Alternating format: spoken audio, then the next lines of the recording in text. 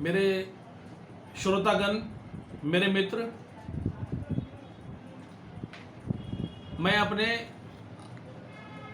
अधिवक्ता कर्म से हटकर मैं आपको कुछ कविताएं जो साहित्य के प्रति मेरे लगाव हैं और मेरे जो मन के उच्छ्वास है काव्य के रूप में, वो मैं आपको सुनाता रहता हूं।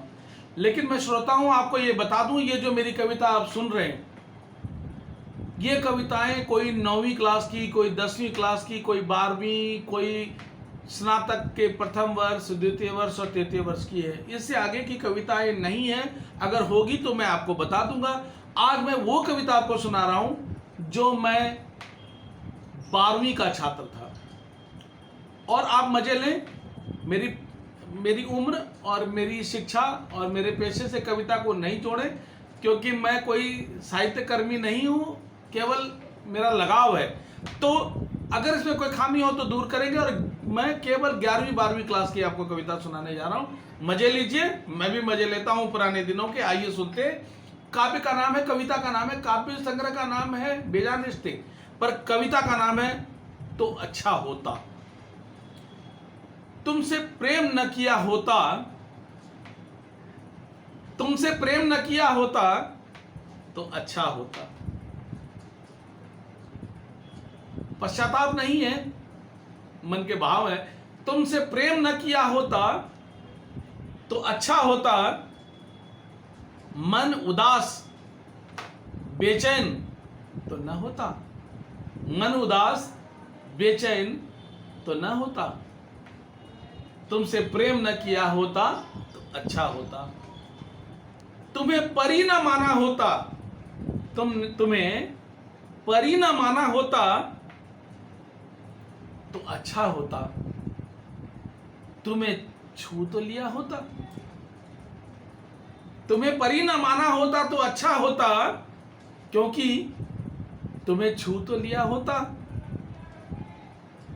तुम्हें उर्वशी न माना होता, सर्व सुंदरी उर्वशी, तुम्हें इंद्र की उर्वशी न मान लिया होता तो अच्छा होता। तुम्हारा धरती पर इठलाना, तुम्हारा धरती पर इठलाना तो देख लिया होता, तुम्हारा धरती पर इठलाना तो देख लिया होता। तुम्हें काली घटाना कहा होता तो और भी अच्छा होता, तुम्हें काली घटाना कहा होता तो और भी अच्छा होता।